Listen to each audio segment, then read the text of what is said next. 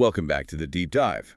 Today, we are opening up your stack of sources and plunging into one of the most consequential periods of the Second World War. Absolutely. A brutal and, strategically interconnected period. We're focusing squarely on the summer of 1942, specifically those three pivotal months, July, August, and September. And by this point, the war has been raging for nearly 3 years. It's far beyond just a European conflict. It's consumed Europe, Asia, Africa.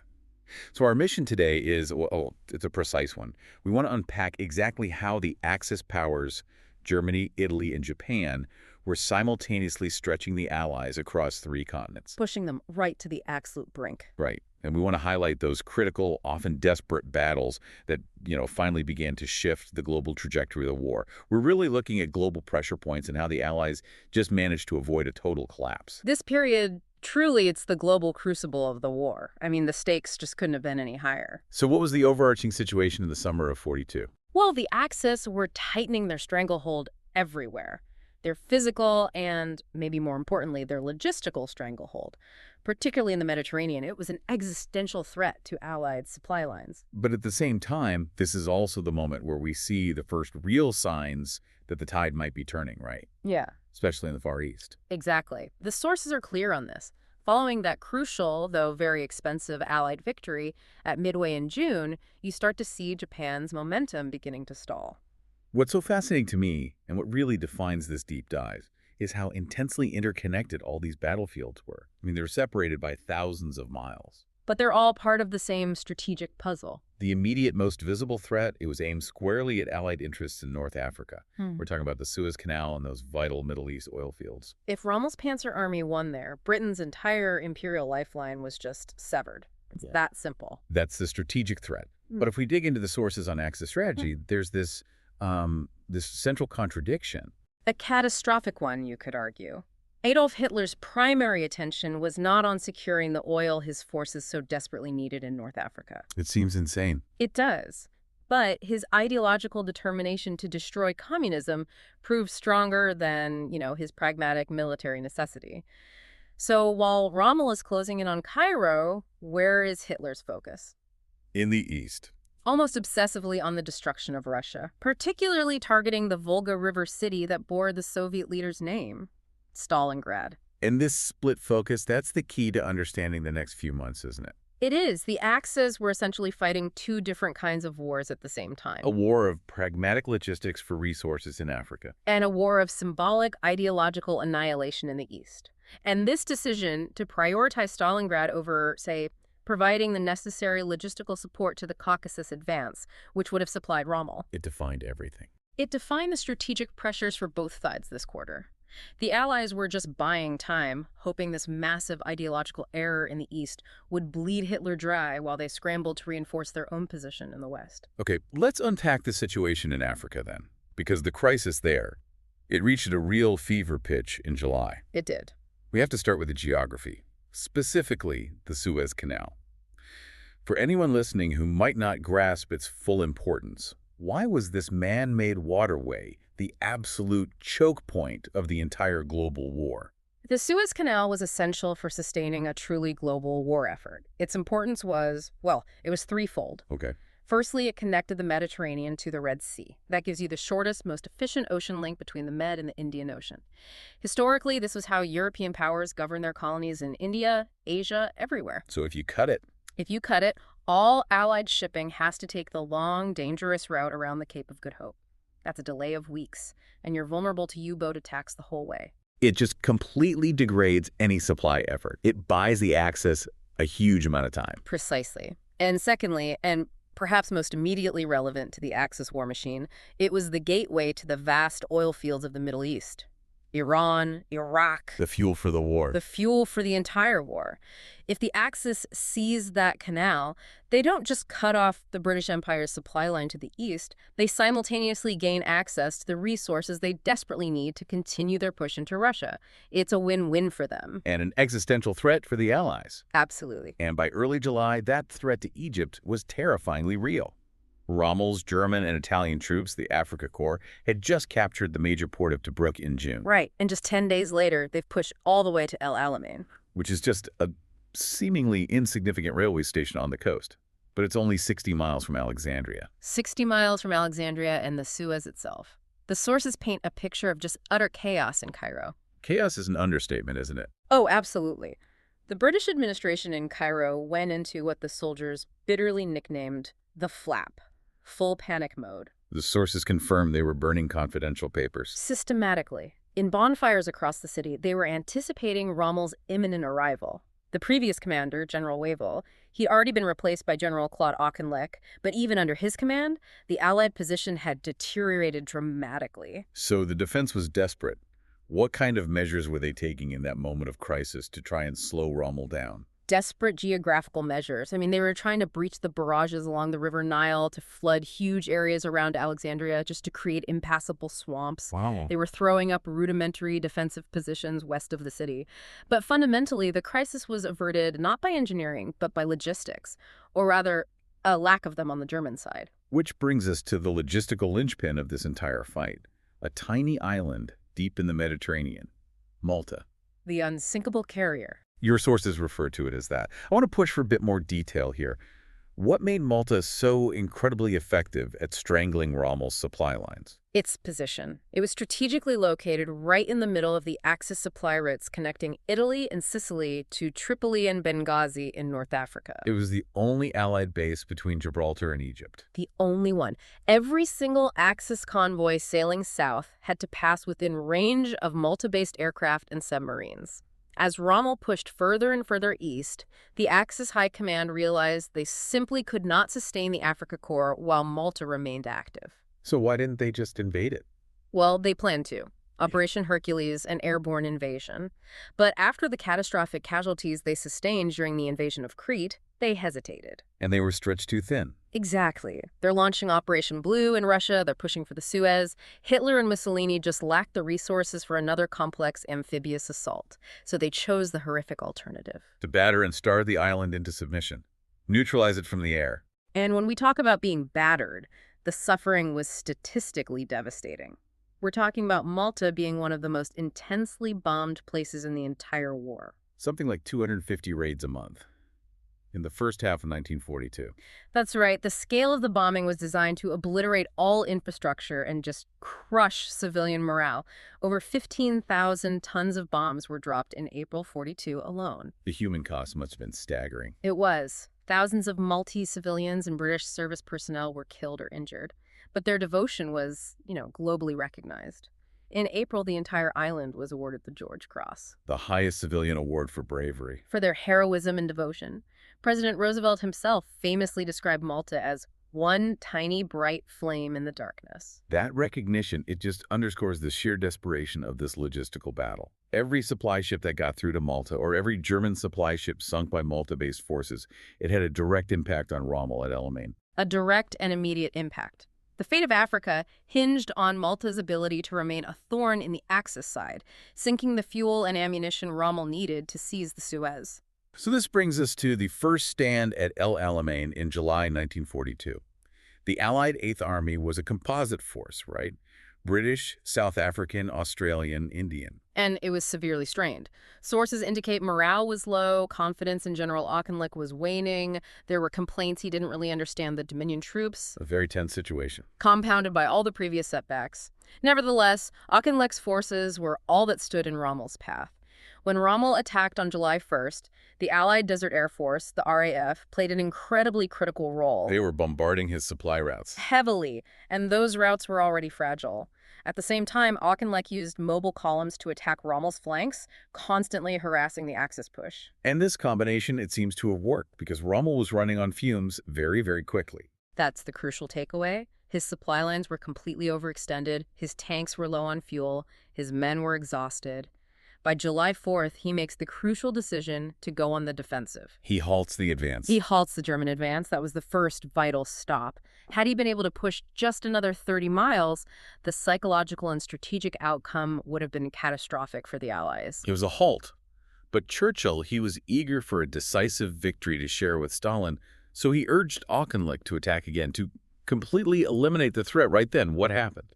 The subsequent British offensive operations through July were, well, they were poorly coordinated. They failed to dislodge the dug-in Germans. Auchinleck's strategy was to grind them down. Right, a war of attrition. But the results were costly and inconclusive. By the end of the month, he was forced to end the offensive. The crisis was averted, the German momentum was broken, but the enemy was still only 60 miles away, dug in, and ready to renew the fight. And that failure created massive political waves back in London. Huge waves. The inability to eliminate Rommel in July was a massive political problem for Churchill, especially since he was about to travel to Moscow. He had a very difficult message to deliver to Stalin. That message being that the Second Front Stalin desperately wanted the Anglo-American invasion of Europe.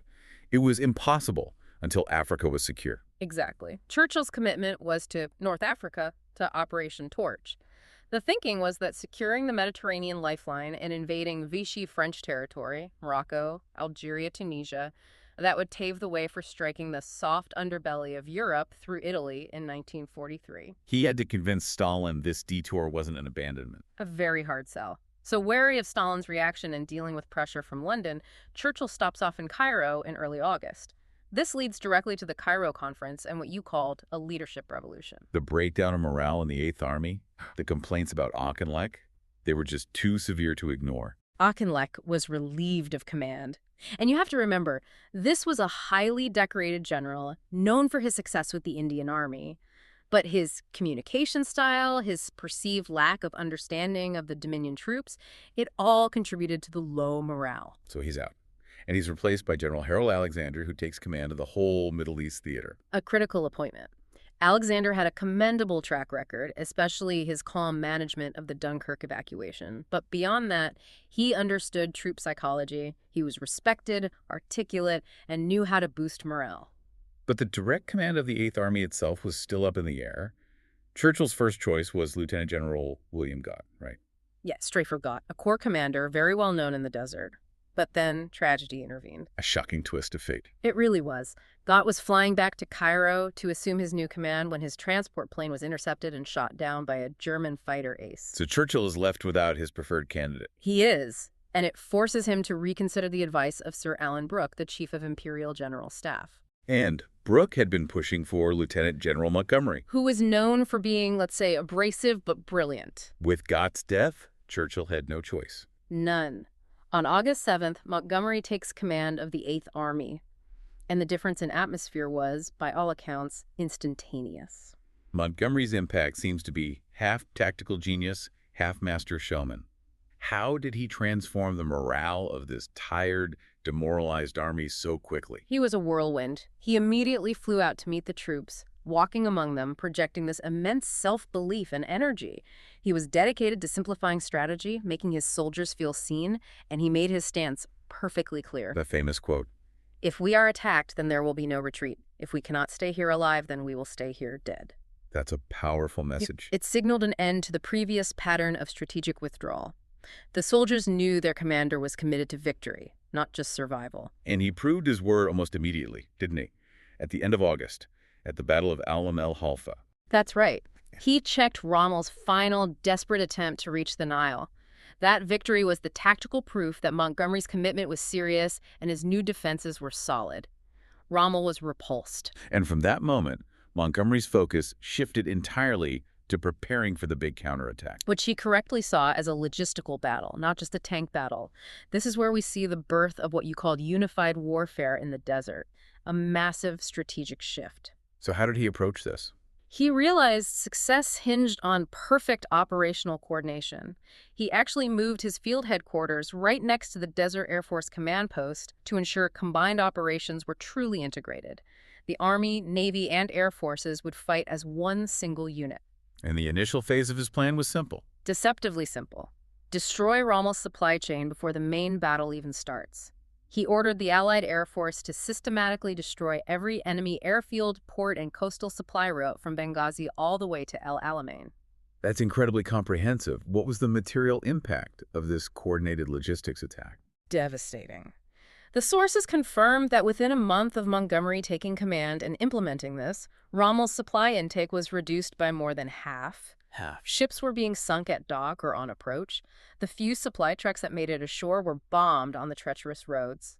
But Montgomery understood they didn't just need to beat Rommel's tanks on the battlefield, they needed to starve his entire operational capability. He was turning the tables well before the Second Battle of El Alamein even began. Absolutely. The foundations for that victory were laid in August and September. Okay, so while Montgomery is throttling Rommel's supplies in Africa, let's pivot our focus to the east. This is where Hitler's core ideological obsession lay, thousands of miles away in Russia. All right. And by 1942, his grand objectives for Operation Barbarossa were failing. This is vital context. His 1941 plan had three main objectives. Leningrad in the north had been under siege since September 1941 and just refused to fall. And the Battle of Moscow ended in January 1942, a decisive victory for the Soviets that proved the Wehrmacht was not invincible. So having failed to crush the Soviet state at the capital and the northern hub, Hitler now places all his hopes and nearly all his resources on one city. Stalingrad. Why Stalingrad? The sources make it clear this mattered for reasons that were both practical and, well, deeply symbolic. On the practical, strategic side, Stalingrad sits on the Volga River, a major transport artery connecting the Caspian Sea to northern Russia. So if you seize the city, You sever the transport of supplies, troops, and most crucially, oil from the south to the Soviet heartland. It would also secure the left flank of the German armies advancing into the Caucasus region. which was rich in the oil and minerals the Nazi war effort needed, so it was a key operational hinge for the entire southern campaign. It was.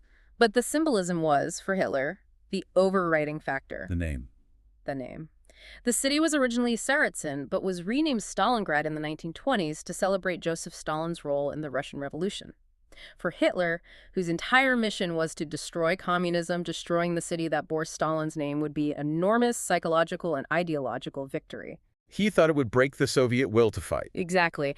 And what we learn from the sources is that this ideological fixation led to pure operational recklessness. His generals wanted to attack Moscow again. To crush the remaining Soviet military potential. Precisely. But Hitler was dead set on Stalingrad and the Caucasus oil. He launches Operation Blue in June 1942. The Axis forces are split into two massive groups.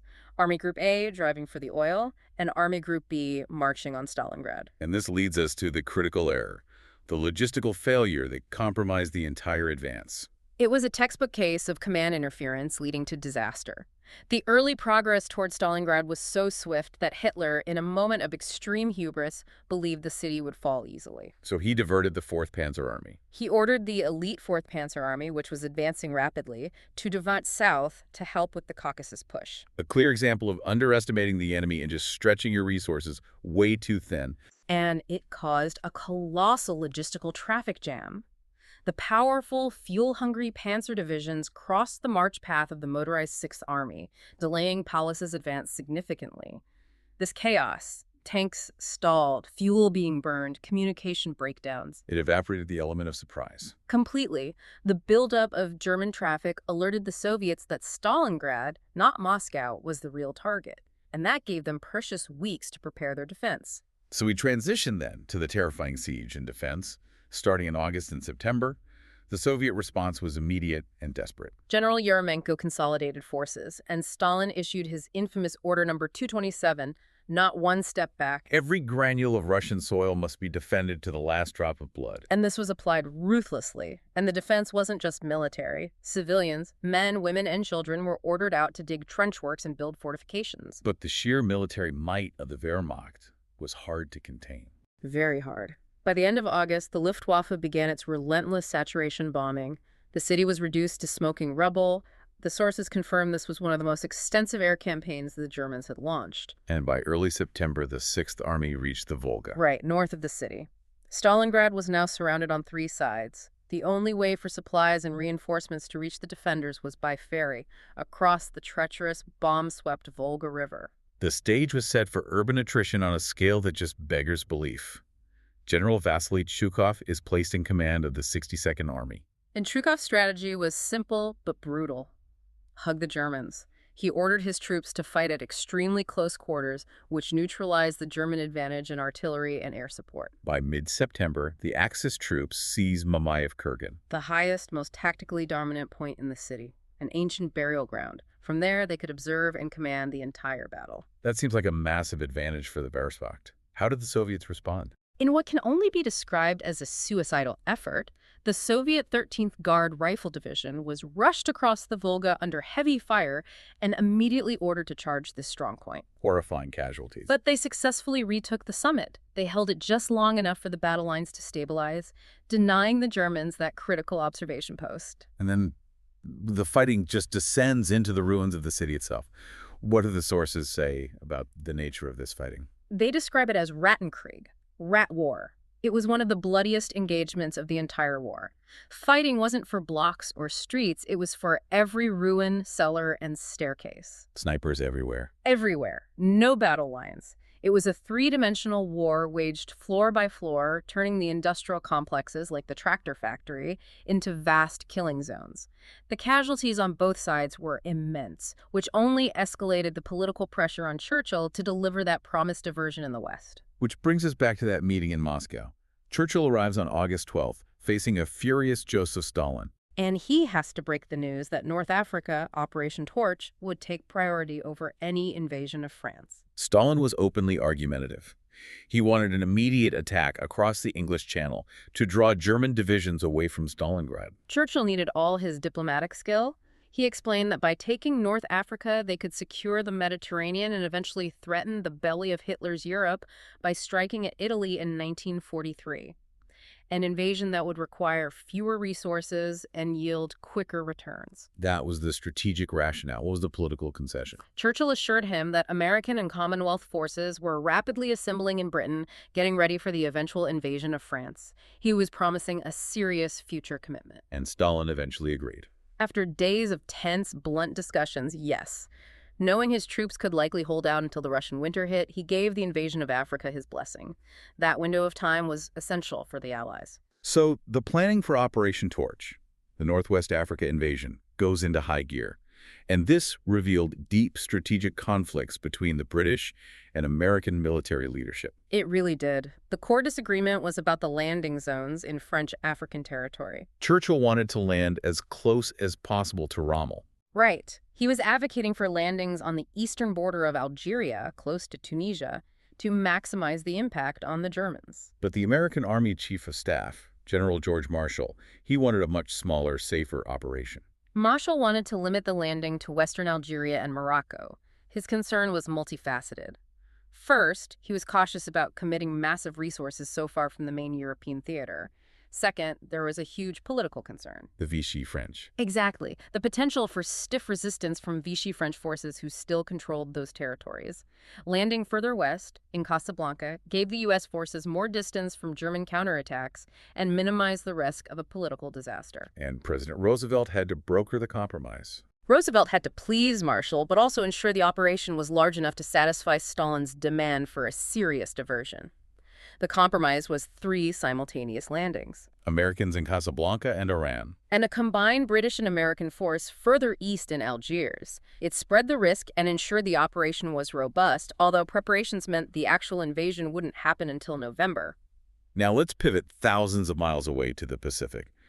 While defeating Germany was the official U.S. priority, they had to contend with an equally severe threat from Japan. Absolutely. The tide was slowly starting to turn after the victories at Coral Sea and Midway, but by mid-1942, Japan was rapidly building a large airfield on Guadalcanal in the Solomon Islands. And this airfield posed a direct threat to Allied supply lines between the U.S. and Australia. Admiral Ernest King saw this as completely unacceptable. He proposed the first major U.S. offensive of the war in the Pacific, Operation Watchtower. The counterblow began. After 6 months on the defensive, yes, U.S. Marines left New Zealand in deep secrecy.